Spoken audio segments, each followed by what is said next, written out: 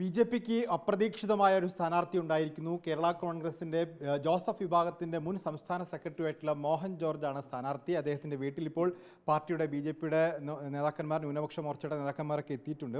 ഈ ക്രൈസ്തവ സഭയുമായിട്ട് ബി.ജെ.പി അടുത്തു വരുന്നു. കൂടുതൽ ക്രൈസ്തവ നേതാക്കന്മാർ ബി.ജെ.പിയിലേക്ക് എത്തുന്നു. അതിൻ്റെ ഒരു ഭാഗമായിട്ട് കൂടി താങ്കളുടെ സ്ഥാനാർത്ഥിത്വത്തെ കാണാൻ പറ്റും. തീർച്ചയായിട്ടും ബി.ജെ.പിയുടെ ക്രൈസ്തവ നേതാക്കൾ അടുത്ത് വരുന്നുണ്ടല്ലോ. തീർച്ചയായിട്ടും ഈ നിലമ്പൂർ മണ്ഡലത്തിൽ ഏകദേശം 18% ക്രൈസ്തവ വോട്ടുകളുണ്ട്. അപ്പോൾ ഇരു മുന്നണികളും ക്രൈസ്തവ സ്ഥാനാർത്ഥികളെ പരിഗണിച്ചിട്ടുമില്ല. ആ ഒരു സാധ്യത താങ്കളിലേക്ക് എത്താൻ കാരണമായിട്ടുണ്ടോ എന്ന് വിചാരിക്കും? അത് പാർട്ടി സംസ്ഥാന കമ്മിറ്റി ചർച്ച ചെയ്തിട്ടുണ്ടാവും. സംസ്ഥാന നേതാക്കൾക്ക് വലിയ ആൾക്കാരല്ലേ, രാജീവ് ചന്ദ്രശേഖർ ഉള്ള സാർക്ക് അത് നോക്കിയിട്ടുണ്ടാവും. ഈ നിലമ്പൂരിൻ്റെ വികസനമാണ് ഞങ്ങളുടെ പ്രധാനപ്പെട്ട ലക്ഷ്യം. നിലമ്പൂരിൻ്റെ പോരാട്ടത്തിൽ വളരെ പ്രധാനപ്പെട്ട ഘടകം എന്ന് പറയുന്നത് 3 പേരും ഇപ്പം 4ാമത്തെ ആളും നിലമ്പൂരുകാരാണ്. അപ്പം നിലമ്പൂരുകാർ തമ്മിലുള്ള ഒരു പോരാട്ടത്തിൽ താങ്കളുടെ ഒരു സാധ്യത എങ്ങനെയാണ് താങ്കൾ കണക്കാക്കുന്നത്? ചെറുപ്പം മുതലേ ഇവിടെ രാഷ്ട്രീയ പ്രവർത്തനം നടത്തിയ ആളാണ് ഞാൻ. KSC മുതൽ, കേരള വിദ്യാർത്ഥി കോൺഗ്രസ് മുതൽ ഹൈസ്കൂൾ പഠിക്കുന്ന കാലം മുതൽ രാഷ്ട്രീയ പ്രവർത്തനം നടത്തി. KSC കൂടെ ശക്തമായ യൂണിറ്റ് ഉണ്ടായിരുന്നു. കേരള കോൺഗ്രസ് ഒരു ശക്തിയായിരുന്ന ഒരു സ്ഥലമായിരുന്നു ഇവിടെ. ഇപ്പോൾ പാർട്ടി ഭിന്നിച്ചപ്പോൾ അതിൻ്റെ ശക്തി കുറഞ്ഞതേ ഉള്ളൂ. തീർച്ചയായിട്ടും സാധ്യതയുണ്ട്. ഇപ്പോൾ മാർത്തോമാ സഭയുമായി ബന്ധപ്പെട്ടൊക്കെ സജീവമായി പ്രവർത്തനത്തിലുണ്ട്. ഞാൻ മാർത്തോമാ സഭയുടെ കൗൺസിൽ മെമ്പറായിരുന്നു, ഭദ്രാസന കൗൺസിൽ മെമ്പറായിരുന്നു, ഈ കോളേജിൻ്റെ ഗവേണിംഗ് കൗൺസിൽ മെമ്പറായിരുന്നു, സ്കൂളിൻ്റെയൊക്കെയാണ്. ഇപ്പോൾ ഞാൻ നിലവിൽ ചുങ്കത്തറ പള്ളി മാർത്തോമാ പള്ളിയുടെ വൈസ് പ്രസിഡന്റാണ്. ഞാൻ ഇപ്പോൾ അങ്ങോട്ട് പോവാണ്. അതുകൊണ്ടാണ് ഞാൻ കുർബാനയ്ക്ക് പോകുന്നത്.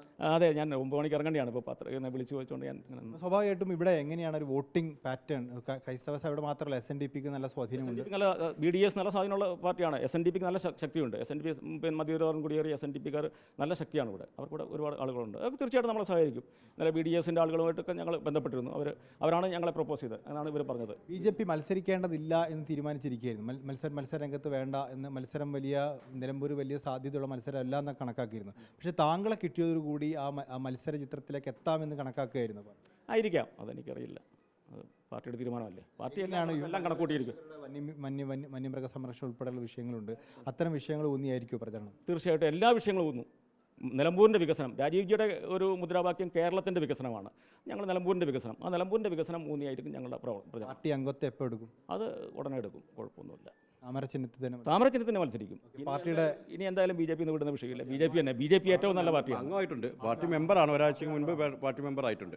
എങ്ങനെയാണ് ന്യൂനപക്ഷ മോർച്ചയ്ക്ക് അജിത് തോമസ് കാണുന്നത്? അത് വികസിത കേരളം, വികസിത നിലമ്പൂർ, അതാണ് നമ്മുടെ മുദ്രാവാക്യം. എങ്ങനെ മോഹൻ ജോർജിലേക്ക് എത്തി എന്നുള്ളത് കൂടി?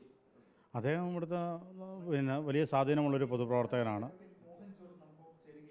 ഏതായാലും ബി.ജെ.പി കഴിഞ്ഞ ഒരാഴ്ച മുമ്പ് തന്നെ മോഹൻ ജോർജ് ബി.ജെ.പിയിൽ ചേർന്നു എന്ന അവകാശവാദം ഉന്നയിക്കുന്നുണ്ട്. ഏതായാലും താമര ചിഹ്നത്തിൽ ബി.ജെ.പിക്ക് വേണ്ടി മോഹൻ ജോർജ് കേരള കോൺഗ്രസ് ജോസഫ് ഗ്രൂപ്പിൻ്റെ സംസ്ഥാന സെക്രട്ടറി ആയിരുന്ന മാർത്തോമാ സഭയുടെ അംഗമായിട്ടുള്ള, സഭയുടെ സജീവ പ്രവർത്തകനായിട്ടുള്ള, നിലമ്പൂരുകാരനായിട്ടുള്ള, ചുങ്കത്തറ സ്വദേശിയായിട്ടുള്ള അഡ്വക്കേറ്റ് മോഹൻ ജോർജ് വരുന്നു. ഏതായാലും നിലമ്പൂരുകാർ തമ്മിലുള്ള ഒരു പോരാട്ടമായി നിലമ്പൂരിൽ മാറുന്നു. വീഡിയോ ജേർണലിസ്റ്റ് വിനീഷ് ഒളവണ്ണയ്ക്കൊപ്പം VS രഞ്ജിത്ത്, റിപ്പോർട്ടർ.